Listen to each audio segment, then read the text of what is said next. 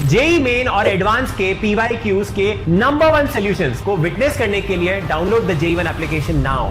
The heating of NH4NO2 at 60 to 70 degrees Celsius and NH4NO3 at 200 to 250 degrees Celsius is associated with the formation of nitrogen containing compound X and Y।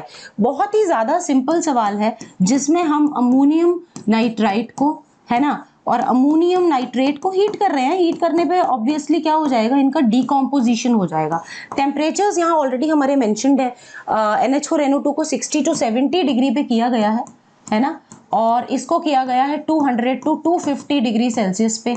ये जो reaction होती है ये काफ़ी endothermic होती है, इसलिए इसको हाई टेम्परेचर की ज़रूरत होती है, ठीक है। जबकि आपकी जो ऊपर वाली रिएक्शन अमोनियम नाइट्राइट का डिकम्पोजिशन, ये नॉर्मली तो रूम टेम्परेचर पे भी हो जाता है, बट हाई टेम्परेचर पे इसका जो रेट है वो और ज़्यादा बढ़ जाता है। अब इससे रिलीज होगा हमारा नाइट्रोजन गैस, और नाइट्रोजन गैस के साथ में वाटर रिलीज हो जाएगा। ये आपका, अगर आपको याद है ये रिएक्शन, तो आप इजीली इस सवाल के, मतलब ये सवाल आपके 30 सेकेंड्स भी नहीं लेगा, वो भी मैं हायर साइड बोल रही हूँ। और ये लाफिंग गैसेस में बनती है N2O के प्रोडक्शन के लिए भी ये रिएक्शन यूज होती है, और 2H2O।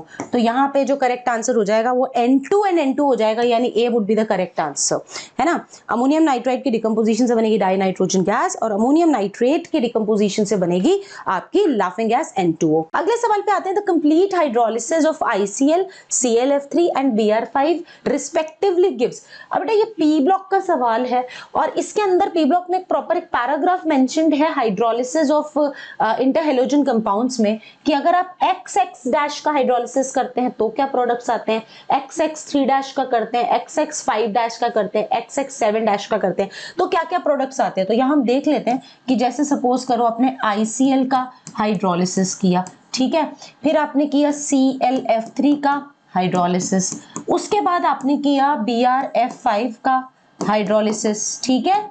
अब क्या होगा, इसमें एनसीईआरटी में क्लियरली मेंशन्ड है कि ये जब हाइड्रोलिसिस करवाई जाती है तो जो छोटा वाला हैलोजन है वो HX बनाता है। तो आयोडीन और क्लोरीन में से छोटा वाला हैलोजन कौन है, क्लोरीन, तो one of the product will be HCl। इधर क्लोरीन और फ्लोरीन में से छोटा हैलोजन कौन है, फ्लोरीन, तो one of the product will be HF। और इधर भी ब्रोमीन और फ्लोरीन में से छोटा हैलोजन कौन है, फ्लोरीन, तो one of the product will be HF again. अब बात आती है दूसरे प्रोडक्ट की, मतलब दूसरा कौन बनता है, तो दूसरा डिपेंड करता है कि आपने स्टार्टिंग इंटर हैलोजन कौन सा लिया है। लाइक यू टुक ICl ना, तो इससे जो आपका प्रोडक्ट बनेगा वो बनेगा HOI, है ना।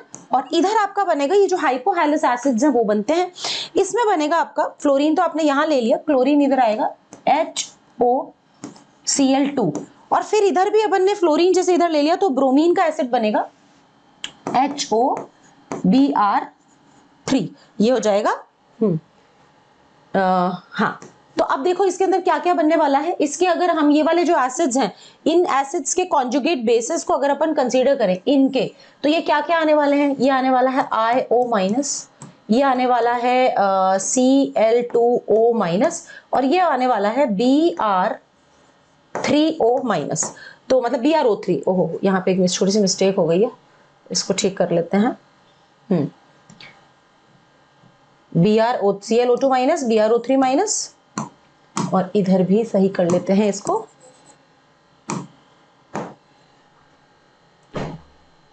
इधर आएगा ClOH3, ऑक्सीजन जो है वहां ये ट्वाइस आएंगे, और इधर भी ऑक्सीजन थ्राइस आएगा, ये Br आ जाएगा। तो BrO3-, Cl2-, IO-। अब ये कौन से ऑप्शन से मैच हो रहा है, IO-, Cl2-, BrO3-।